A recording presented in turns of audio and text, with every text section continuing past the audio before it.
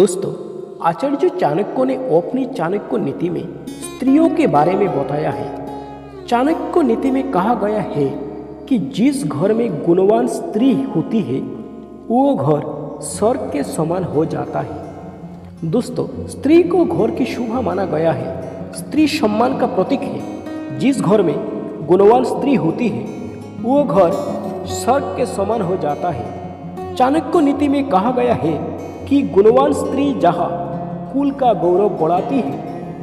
शास्त्रों में स्त्री को वंदनीय माना गया है। स्त्री शक्ति और देवी का प्रतीक माना गया है। चाणक्य ने ऐसी स्त्रियों से दूरी बनाने के लिए कहा जिनमें अहंकार, अज्ञानता और लालच जैसे अवगुण हो।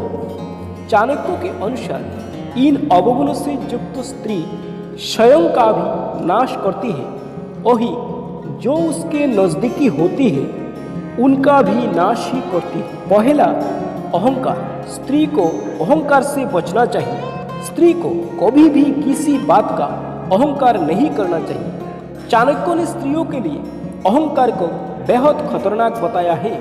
चाणक्य के अनुसार जब स्त्री में अहंकार आ जाता है तो उससे लक्ष्मी और माता सरस्वती रूठ जाती है। सुख समृद्धि का धीरे धीरे घर से नष्ट होने लगती है। दूसरा है अज्ञानता। चाणक्य के अनुसार स्त्री को ज्ञानवान होना चाहिए। समाज के निर्माण में स्त्रियों की भूमिका सबसे अहम मानी गई है। शिक्षित और ज्ञान से पूर्ण स्त्रियां ही इस समाज को नई दिशा प्रदान करती हैं, क्योंकि वे इस गुण से घर को स्वर्ग बनाती है। घर से ही समाज के निर्माण का रास्ता बनता है। तीसरा है लालच।